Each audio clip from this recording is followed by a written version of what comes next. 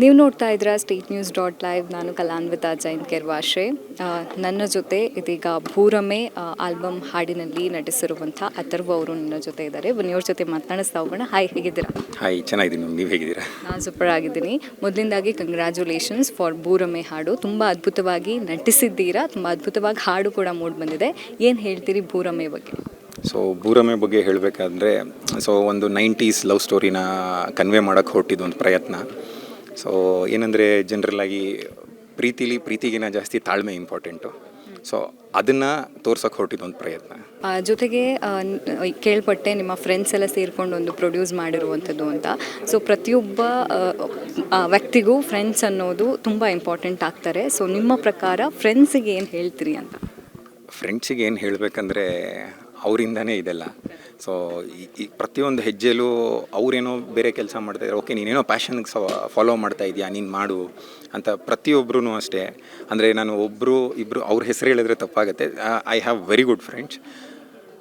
ಪ್ರತಿಯೊಂದು ಸಲನೂ ಈ ಥರದೊಂದು ಪ್ರಯತ್ನದಲ್ಲಿ ಅವರೇ ಬೆನ್ನಾಗಿ ನಿಂತು. ಸೊ ಒಂದೊಳ್ಳೆ ಫ್ರೆಂಡ್ ಇದ್ದರೆ ಏನೇನೆಲ್ಲ ಮಾಡ್ಬೋದು ಅನ್ನೋದಕ್ಕೆ ಭೂರಮೆ ಒಂದೇ ಸಾಕ್ಷಿ. ಜೊತೆಗೆ ಅದ್ಭುತವಾಗಿ ನಟನೆ ಕೂಡ ಮಾಡಿದ್ದೀರಾ. ಏನಾದರೂ ಯಾಕೆ ನಟನೆ ಆ್ಯಕ್ಟರ್ ಆಗಬೇಕು ಅಂತ ಅನಿಸಿದ್ದು?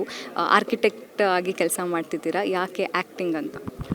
ಅಂದರೆ ಮ್ಯಾಮ್, ಆ್ಯಕ್ಟಿಂಗ್ ಅನ್ನೋದು ತುಂಬ ಹಿಂದೆಯಿಂದನೇ ಅದೊಂದು, ಅಂದರೆ ನನ್ನನ್ನು ಸ್ಕ್ರೀನ್ ಮೇಲೆ ನೋಡ್ಕೊಂಡಾಗ ಅದೇನೋ ಒಂದು ಖುಷಿ ಸಿಗುತ್ತೆ.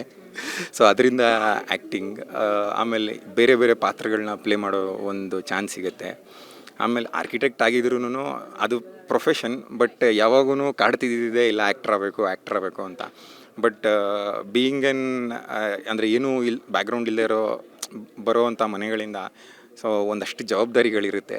ಸೊ ನಮಗೆ ಆ ಕಂಫರ್ಟ್ ಝೋನ್ ಅನ್ನೋದು ಇರಲ್ಲ. ಸೊ ಆ ಕಡೆ ಅದನ್ನು ಬಿಲ್ಡ್ ಮಾಡಿಕೊಂಡು ಇದನ್ನೇನು ಮಾಡ್ಬೋದು, ಬೆಸ್ಟ್ ಪ್ರಯತ್ನ ಮಾಡೋಣ ಅಂತ ಅಷ್ಟೇ. ಓಕೆ. ಈ ಒಂದು ಆಲ್ಬಮ್ ಸಾಂಗಲ್ಲಿ ಮುಖ್ಯವಾಗಿ ಎ.ಜೆ. ಸರ್ ಅವರ ಒಂದು ಕೈಚಳಕ ತುಂಬ ಚೆನ್ನಾಗಿ ಕಾಣಿಸುತ್ತೆ. ಏನು ಹೇಳ್ತೀರಿ ಎ.ಜೆ. ಸರ್ ಬಗ್ಗೆ? ಎ.ಜೆ. ಬಗ್ಗೆ ಹೇಳಬೇಕಂದ್ರೆ ಎ.ಜೆ. ನನಗಿರೋ ಒಂದು ದೊಡ್ಡ ಆಸ್ತಿ ಥರ, ಅಸೆಟ್ ಥರ.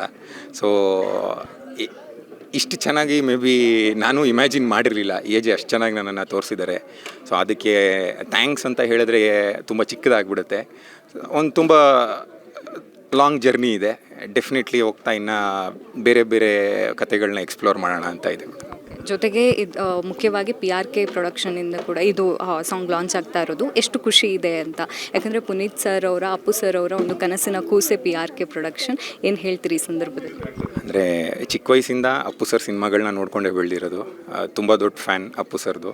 ಬಟ್ ಯಾವತ್ತೂ ಅವ್ರನ್ನ ಭೇಟಿ ಮಾಡೋ ಅಂಥ ಒಂದು ಚಾನ್ಸ್ ಸಿಕ್ಕಿರಲಿಲ್ಲ. ಬಟ್ ಇವತ್ತು ಅವರ ಒಂದು ಆ ಕನಸಿನ ಚಾನಲಲ್ಲಿ ನಮ್ಮದೊಂದು ಸಾಂಗ್ ರಿಲೀಸ್ ಆಗ್ತಾ ಇರೋದೇ ನಮ್ಮೊಂದು ದೊಡ್ಡ ಅದೃಷ್ಟ. ಅದೇ ರೀತಿ ಅಶ್ವಿನಿ ಮ್ಯಾಮ್ ಆಗಿರ್ಬೋದು. ಓಕೆ, ನೆಕ್ಸ್ಟ್ ಏನಾದರೂ ಬೇರೆ ಸ್ಟೆಪ್ ಇದ್ದರೆ ಮಾಡಿ, ನಮ್ಮ ಕೈಲಿ ಏನು ಬೆಸ್ಟ್ ಆಗುತ್ತೆ ಸಪೋರ್ಟ್ ಮಾಡೋಣ ಅಂತ ಧೈರ್ಯ ತುಂಬಿದ್ರು. ಸೊ ಆ್ಯಸ್ ಅ ನ್ಯೂ ಕಮರ್ ನಮಗೆ ಇಷ್ಟೇ ಬೇಕಾಗಿರೋದು. All the very best Atharva ಅವರೇ. ದೊಡ್ಡ ಸ್ಕ್ರೀನಲ್ಲಿ ನೋಡುವ ಆಸೆ ನನಗೂ ಕೂಡ ಇದೆ. All the very best. ಇದಾಗಿತ್ತು ಅಥರ್ವ ಅವ್ರ ಜೊತೆಗಿನ ಮಾತುಕತೆ. ಕ್ಯಾಮ್ರಾ ಪರ್ಸನ್ ವೆಂಕಟೇಶ್ ಜೊತೆ ನಾನು ಕಲಾನ್ವಿತಾ ಜೈನ್ ಕೆರ್ವಾಶೆ, State News dot live, Bengaluru.